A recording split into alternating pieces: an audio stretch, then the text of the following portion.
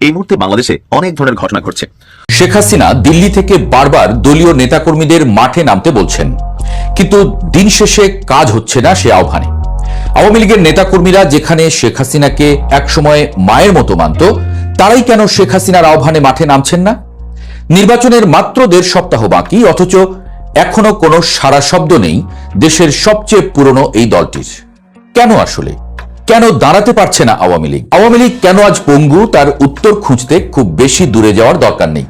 গত 17 বছরের উন্নয়ন উৎসবের আড়ালে দলটির মেরুদণ্ড চিবিয়ে খেয়েছে একঝাঁক হাইব্রিড আর সুবিধাবাদী পরগাছা। শেখ হাসিনা দিল্লি থেকে যতই বার্তা পাঠান, সেই বার্তা মাঠ পর্যন্ত পৌঁছানোর মতো তার বা কানেকশনগুলো এখন সম্পূর্ণ বিচ্ছিন্ন। কারণ যাদের মাধ্যমে এই বার্তা পৌঁছানোর কথা, সেই নেতারা হয় পালিয়েছেন, নয়তো অর্জিত বিপুল সম্পদের পাহাড় বাঁচাতে প্রতিপক্ষের সঙ্গে গোপন আঁতাত করে বিলাসী জীবন কাটাচ্ছেন। গত 1.5 যুগে আওয়ামী লীগ রাজনৈতিক দল থেকে পরিণত হয়েছিল একটি লাভজনক ব্যবসায়িক প্রতিষ্ঠানে, যেখানে বিনিয়োগকারীরা সময় মতো মুনাফা তুলে সটকে পড়েছে, আর দেউলিয়া হওয়া প্রতিষ্ঠানের দেনা মেটানোর দায় এসে পড়েছে নিচু স্তরের অসহায় কর্মীদের উপর। ক্ষমতায় থাকাকালীন আওয়ামী লীগে এমন এক দানবীয় সংস্কৃতির জন্ম হয়েছিল, যেখানে আওয়ামী লীগ পরিচয়টা লিজ দেয়া হয়েছিল নব্য ধনকুবের আর হাইব্রিডদের কাছে। দলটির দীর্ঘদিনের পরীক্ষিত নেতাকর্মীদের কোণঠাসা করে যে নব্য নেতাদের দাপট প্রতিষ্ঠিত হয়েছিল, তারা ছিল মূলত সুসময়ের কোকিল। এই হাইব্রিডরা ক্ষমতার 17 বছরে রাজপথের লড়াকু কর্মীদের কোনো পাত্তাই দেয়নি। উল্টো বিরোধী দলকে দমনের নামে তারা যে অমানবিক বাড়াবাড়ি আর লুটপাট চালিয়েছে, তার দায় এখন চুকাতে হচ্ছে গ্রাম বা শহরের একবেলা খেয়ে না খেয়ে থাকা সাধারণ কর্মীকে। অথচ ক্ষমতার জৌলুস ফুরোতেই এই নব্য নেতারা ভোল পাল্টে ফেলেছে। দল যখন একসময় বিরোধী দলে ছিল, তখন যারা মার খেয়েছে, জেল খেটেছে, ক্ষমতায় আসার পর তাদেরই সবচেয়ে বেশি অপমানিত হতে হয়েছে নিজ দলের টাকার কুমির নেতাদের কাছে। আর যখন দলের চরম দুর্দিন, তখন সেই অপমানিত লাঞ্ছিত কর্মীরা কেন ওই হাইব্রিড নেতাদের জীবন বাঁচাতে বা তাদের নির্দেশে রাজপথে প্রাণ দেবে? কর্মীদের সেই আবেগ আজ ঘৃণায় রূপ নিয়েছে। আওয়ামী লীগের দলীয় কাঠামোর দিকে তাকালে দেখা যায় এক ভয়াবহ ক্ষয়ের চিত্র। গত 1.5 যুগে দলটির প্রতিটি স্তরের কমিটি ছিল মূলত তোষামোদকারীদের পুনর্বাসন কেন্দ্র। রাজনীতিকে সুকৌশলে নির্বাসনে পাঠিয়ে সেখানে জায়গা করে দেওয়া হয়েছিল বিশাল বৃত্তের মালিক ব্যবসায়ীদের। 300 আসনের মধ্যে প্রায় 270টি আসনেই মনোনয়ন দেওয়া হয়েছিল হাজার কোটি টাকার মালিক ব্যবসায়ী আর আমলাদের। এই এমপি মন্ত্রীরা কোনোদিন রাজনীতি করেননি, তারা করেছেন টেন্ডারবাজি আর নিয়োগ বাণিজ্য। এদের বিরুদ্ধে যখনই দুর্নীতি আর ভয়াবহ অনিয়মের অভিযোগ উঠেছে, কেন্দ্র তখন অন্ধের ভূমিকা পালন করেছে। উল্টো এই লুটেরাদের সুরক্ষা দিতে গিয়ে দলটির হাইকমান্ড মাঠের ত্যাগী কর্মীদের সঙ্গে দীর্ঘদিনের আত্মিক সম্পর্ক ছিন্ন করে ফেলেছে। আজ নির্বাচনের মাত্র 1.5 সপ্তাহ আগে যখন সংগঠনের আসল শক্তি দরকার, তখন দেখা যাচ্ছে সেই ব্যবসায়ী নেতারা মাঠ ছেড়ে অন্দরমহলে ঢুকে পড়েছেন। কারণ তাদের কাছে রাজনীতি ছিল স্রেফ ব্যবসার লাইসেন্স মাত্র। এখন যখন সেই লাইসেন্সের মেয়াদ শেষ, তখন তারাও আর নিজেদের ঝুঁকিতে ফেলতে রাজি নন। 5 আগস্টের পর গত 1.5 বছরের চিত্রটা আরো বিভৎস। ফেসবুক বা ইউটিউবে যে গুটি কয়েক নেতাকে এখনো চেঁচামেচি করতে দেখা যায়, তারা বাদে বাকি বিশাল এমপি মন্ত্রী আর কেন্দ্রীয় নেতাদের বহর আজ কোথায়? হাজার হাজার কোটি টাকা এদেশ থেকে পাচার করা সেই নেতারা আজ বিদেশে বা দেশের ভেতরেই দিব্যি বহাল তবিয়তে আছেন। খবর নিয়ে দেখুন, তাদের অনেকেই এখন জামায়াত বিএনপির স্থানীয় প্রভাবশালী নেতাদের সঙ্গে পার্টনারশিপে ব্যবসা চালিয়ে যাচ্ছেন। নিজেদের পাহাড় সম সম্পদ আর চামড়া বাঁচাতে এরা এতটাই অধপতিত যে দলের নাম নিতেও এখন লজ্জা পান। ভবিষ্যতে যদি আবারও কোনো সুযোগ আসে, দেখবেন এরা আবার ভোল পাল্টে ফেলবে। এই হাইব্রিড নেতাদের পাপের প্রায়শ্চিত্ত করছে সেই দরিদ্র কর্মী সমর্থকরা, যারা কোনোদিন 1 টাকাও দল থেকে পায়নি। হাজার হাজার মামলা, হামলা আর জেলের ঘানি টানছে রিক্সা চালক, ক্ষুদ্র ব্যবসায়ী বা গ্রামের ছাপোষা আওয়ামী লীগ কর্মীটি। যে কর্মীটি টাকার লোভে দল করেনি, কেবল বঙ্গবন্ধু আর নৌকার আবেগে দলটা করেছিল, তার পরিবার আজ পথে বসেছে। অথচ লুটপাটকারী নেতারা আজ আরাম আয়েশে দিন কাটাচ্ছে আর কর্মীদের মাঠে নামার নির্দেশ দিচ্ছে। এই আকাশচুম্বী বৈষম্যই আজ আওয়ামী লীগের কোমর ভেঙে দিয়েছে। তবে রাজনীতির মাঠে একটি নতুন ও অদ্ভুত সমীকরণও গত কয়েক মাসে দেখা যাচ্ছে। গত 1.5 বছরে অন্তর্বর্তীকালীন সরকারের চরম প্রশাসনিক ব্যর্থতা, দ্রব্যমূল্যের লাগামহীন ঊর্ধ্বগতি আর আইনশৃঙ্খলা পরিস্থিতির চরম অবনতি সাধারণ মানুষকে অতিষ্ঠ করে তুলেছে। মানুষের এই পুঞ্জীভূত হতাশা থেকে বর্তমানে আওয়ামী লীগের প্রতি এক ধরনের পরোক্ষ সমর্থন বা সফট কর্নার তৈরি হয়েছে বলে মত দিচ্ছেন অনেক বোদ্ধা। কিন্তু আওয়ামী লীগের হাইব্রিড নেতারা যেন ভুল না করেন, এটা কোনোভাবেই দলটির সাংগঠনিক বা রাজনৈতিক বিজয় নয়, এটা স্রেফ প্রতিপক্ষের সীমাহীন ব্যর্থতার ফসল। সমস্যা হলো এই বাড়ন্ত সমর্থনকে কাজে লাগানোর মতো কোনো নৈতিক বা সাংগঠনিক মেকানিজম আওয়ামী লীগের অবশিষ্ট নেই।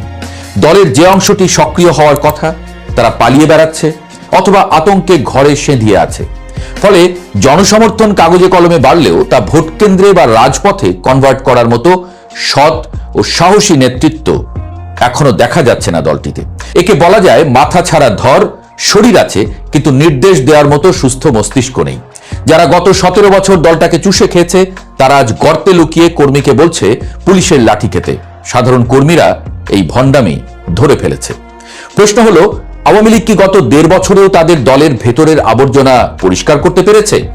উত্তর হলো একদমই না। এখনো সেই পলাতক, দুর্নীতিবাজ আর সুবিধাবাদীরাই পর্দার আড়াল থেকে কলকাঠি নাড়ার চেষ্টা করছে।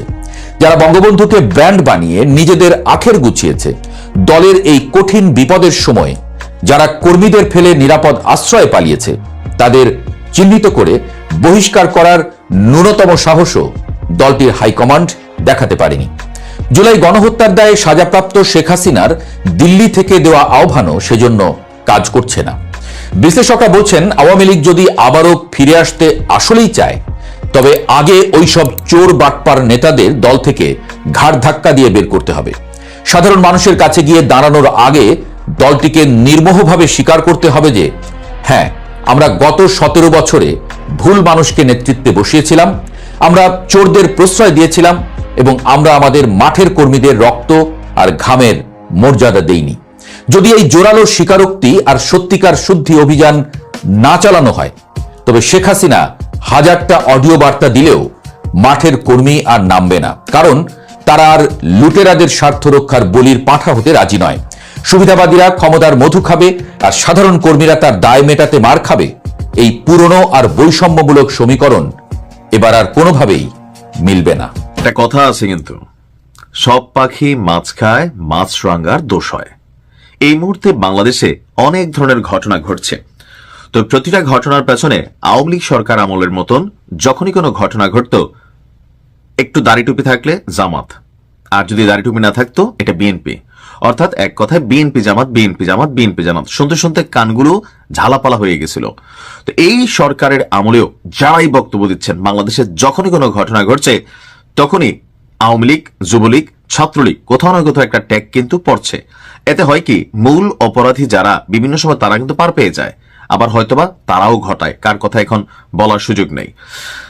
নির্বাচনকে কেন্দ্র করে সারা বাংলাদেশে নানান অস্থিতিশীল ঘটনা ঘটবে, আর এর মধ্যে সবচেয়ে গুরুত্বপূর্ণ দুর্যোগপ্রবণ এরিয়া হিসেবে টার্গেট করা হয়েছে গোপালগঞ্জকে। তবে গোপালগঞ্জে গতকালকে মানে আজকে রাতে যা ঘটছে, এ থেকে স্পষ্ট বার্তা যে আগামী নির্বাচনে গোপালগঞ্জ এরিয়াকে খুবই নজরদারিতে রাখতে হবে। গোপালগঞ্জের আনসার ব্যাটালিয়ন অফিস কম্পাউন্ডে হঠাৎ করেই বিশাল ককটেল বিস্ফোরণ, প্রকৃতির মধ্যে ধুমধাম আওয়াজ, মানুষের মধ্যে ভয়ভীতি। আর এই আনসার কম্পাউন্ডে যারা ছিল দৌড়াইয়া টোড়াইয়া সবাই রুম থেকে বের হয়েছে যে কোথায় কি ঘটে গেল।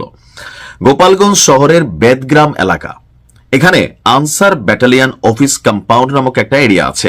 সেই কম্পাউন্ডেই ককটেল বিস্ফোরণের ঘটনা ঘটেছে।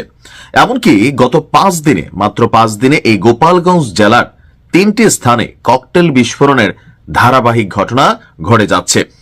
রাত 10টার দিকে কে বা কারা বেদগ্রাম আনসার ব্যাটালিয়ন সদর দপ্তরের ভেতরে ডাইনিং বিল্ডিং এবং মডেল বিল্ডিং এর মাঝখানে যে ফাঁকা জায়গা আছে, সেই ফাঁকা জায়গায় আপনার জর্দার কৌটায় কালো ট্যাপ পেঁচানো ককটেল নিক্ষেপ করে।